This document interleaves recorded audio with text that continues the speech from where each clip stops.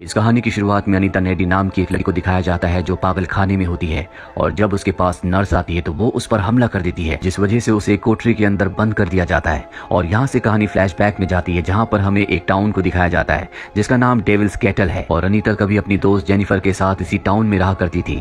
इस टाउन का नाम डेविल्स कैटल इसलिए है क्योंकि यहाँ पर एक झरना है जिसका पानी एक गड्ढे के अंदर जाता है। वो पानी कहाँ समा जाता है किसी को कुछ नहीं पता। वहीं स्कूल में जेनिफर को दिखाया जाता है जो हर एक एक्टिविटी में बहुत ज्यादा एक्टिव होती है, इसीलिए बहुत ज्यादा फेमस है। जबकि अनीता उससे बिल्कुल ऑपोजिट है, वो बहुत ज्यादा शाई है, पर वो जेनिफर को अपने बॉयफ्रेंड से भी ज्यादा पसंद करती है। इसीलिए रात को उसके साथ ना जाकर वो जेनिफर के साथ एक क्लब में जाती है जहां पर एक बैंड परफॉर्म कर रहा होता है।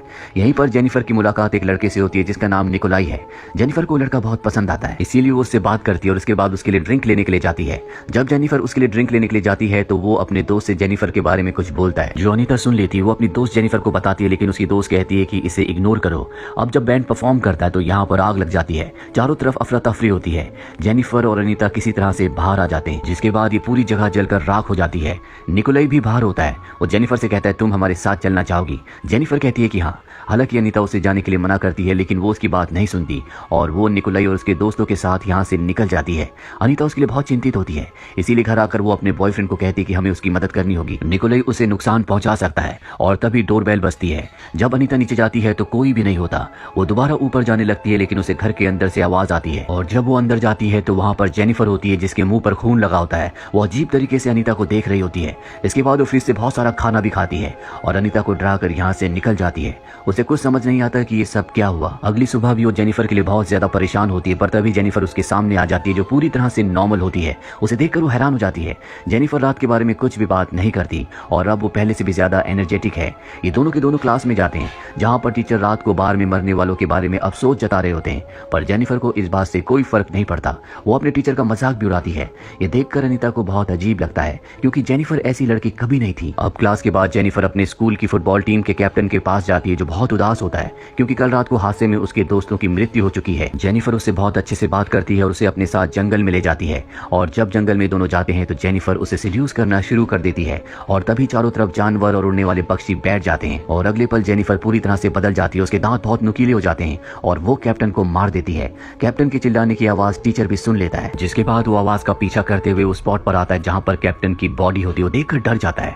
वहीं जेनिफर को दिखाया जाता है जो 1 महीने बाद अब बहुत ज्यादा थकी हुई लगती है। वो पहले जैसी एक्टिव नहीं रही। अब क्लास के बाद जेनिफर के पास एक लड़का आता और कहता है क्यों ना आज हम मूवी देखने के लिए चलें। जेनिफर कहती है इससे अच्छा हम कहीं मिल सकते हैं और जेनिफर उसे एक ऐसे घर में आने के लिए कहती है जो अंडर कंस्ट्रक्शन होता है। रात को दोनों के दोनों उस घर में पहुंच जाते हैं।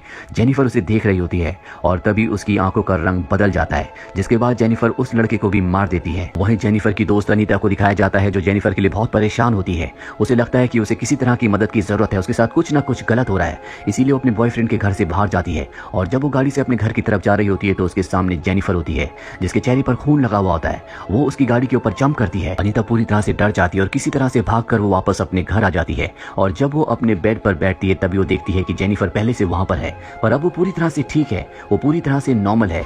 अनीता को कुछ भी समझ नहीं आता कि उसके साथ ये क्या हो रहा है। जेनिफर कहती है कि तुम मेरी सबसे अच्छी दोस्त हो और आज मैं तुम्हें बताऊंगी कि उस रात जब बार में आग लगी थी तो मैं निकोलाई और उसके साथियों के साथ कहां गई थी। वो बताती है कि मैं झरने के पास गई थी। दरअसल निकोलाई और उसके जितने भी साथी हैं वो शैतान के पुजारी हैं और वो ऐसा इसलिए करते हैं ताकि उन्हें उनके म्यूजिकल करियर में बूस्ट मिल सके। वो मुझे उसी झरने के पास ले गए जिसका पानी एक गड्ढे के अंदर जाता है। उन्होंने मुझसे पूछा क्या तुम वर्जिन हो? मैंने कह दिया हाँ, जिसके बाद निकोलाई ने मुझे मारकर झरने पर फेंक दिया। दरअसल ये उनके काले जादू का एक हिस्सा था, लेकिन मैं वर्जिन नहीं थी इसीलिए मैं बच गई। बचने के बाद जब मुझे होश आया तो मुझे बहुत भूख लगी, इसीलिए मैं तुम्हारे घर पर आई क्योंकि तुम मेरी दोस्त हो, मैं तुम्हें कभी नुकसान नहीं पहुंचाऊंगी, इसीलिए मैं तुम्हारे फ्रिज से खाना खा रही थी। मुझे खाने में मांस चाहिए होता है और जब भी मांस खाने के बाद मेरा पेट पूरी तरह से फुल हो जाता है तो मेरे अंदर बहुत सारी शक्तियां आ जाती है, लेकिन ये मांस इंसानी होना चाहिए। इसके बाद वो अपना हाथ काट कर दिखाती है जो जख्म अपने आप ही भर जाता है। दरअसल जेनिफर के पास अब शैतानी शक्तियां हैं। अनीता कहती है कि तुम यहाँ से चली जाओ और इसके बाद जेनिफर उसके घर की खिड़की से कूद कर चली जाती है, जो देखकर अनीता पूरी तरह से हैरान हो जाती है क्योंकि ये खिड़की 2nd फ्लोर पर थी। अनीता अपनी दोस्त जेनिफर के लिए बहुत ज्यादा परेशान है, इसीलिए वो उसकी मदद करना चाहती है। वो एक लाइब्रेरी में जाती है जहाँ पर वो पैरानॉर्मल एक्टिविटी की किताब पढ़ती है और उसे पता चलता है कि निकोलाई और उसके दोस्तों ने गलती की, उन्होंने उसे वर्जिन समझा इसीलिए मार दिया।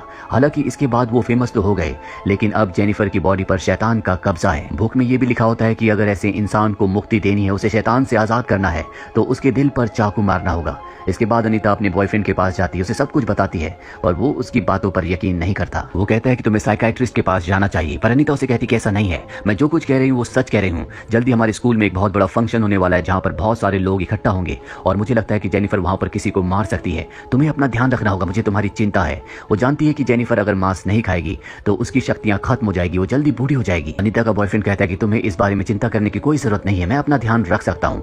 और अब फंक्शन का दिन आता है जहाँ पर सभी स्टूडेंट्स इकट्ठा होते हैं, लेकिन ना तो यहाँ पर अनीता का बॉयफ्रेंड होता है और ना ही जेनिफर। ये देखकर वो डर जाती है, उसे शक होता है कहीं जेनिफर उसके बॉयफ्रेंड को मार न डाले। इसीलिए वो फंक्शन छोड़कर भागकर अपने बॉयफ्रेंड के घर जाती है, जहाँ पहुंचकर उसे पता चलता है कि उसका बॉयफ्रेंड अभी अभी वॉक करते हुए फंक्शन के लिए निकल चुका है।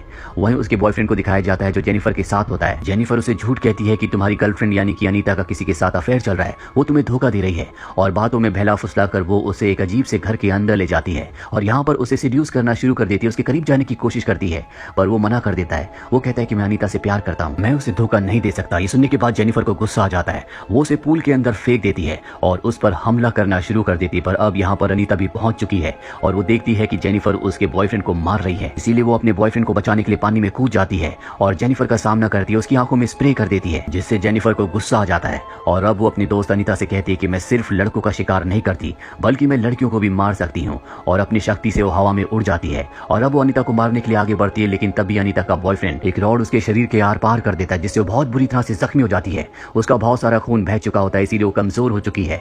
जेनिफर यहाँ से चली जाती है और अनीता का बॉयफ्रेंड जो कि बहुत ज्यादा जख्मी है उसी की आंखों के सामने दम तोड़ देता है। अनीता को इससे बहुत गुस्सा आता है और अब वो जेनिफर से किसी भी कीमत पर बदला लेना चाहती है, इसीलिए वो सीधा जेनिफर के घर जाती है, जहाँ पर एक बार फिर से जेनिफर और अनीता के बीच में फाइट होना शुरू हो जाती है। जेनिफर अनीता की गर्दन पर काट लेती है, पर तभी अनीता को मौका मिल जाता है और वो जेनिफर के दिल पर हमला करके उसके दिल को चीर डालती है, जिससे उसका बहुत खून बहता है। उसने पैरानॉर्मल एक्टिविटी की बुक में पढ़ा था कि अगर उसे जेनिफर को और शैतान को खत्म करना है तो उसके दिल पर वार करना होगा, और अब वो दिल पर वार कर चुकी है, जिससे जेनिफर और शैतान दोनों ही खत्म हो जाते हैं। पर तभी वहाँ पर जेनिफर की मॉम आ जाती, जो देखती है कि अनीता ने जेनिफर को मार डाला। उसे अपनी बेटी की सच्चाई के बारे में नहीं पता होता और कहानी वापस आती है प्रेजेंट में, जहाँ पर अनीता अब एक पागल खाने में है और इसकी वजह यही होती है कि उसने अपनी दोस्त को मारा था। पर अब अनीता पहले जैसी अनीता नहीं रही, वो बहुत ज्यादा अग्रेसिव हो चुकी है, वो लोगों के ऊपर हमला करती है और हम उसे यहाँ पर हवा में उड़ते हुए भी देखते हैं, जिसका मतलब ये है कि शैतानी ताकतें अब उसके अंदर भी है, क्योंकि जेनिफर ने मरने से पहले उसे काटा था और अब वो जिंदा है। इसीलिए जेनिफर के अंदर जितनी भी शैतानी शक्तियां थी अब सब की सब उसके अंदर है, वो बहुत ताकतवर है।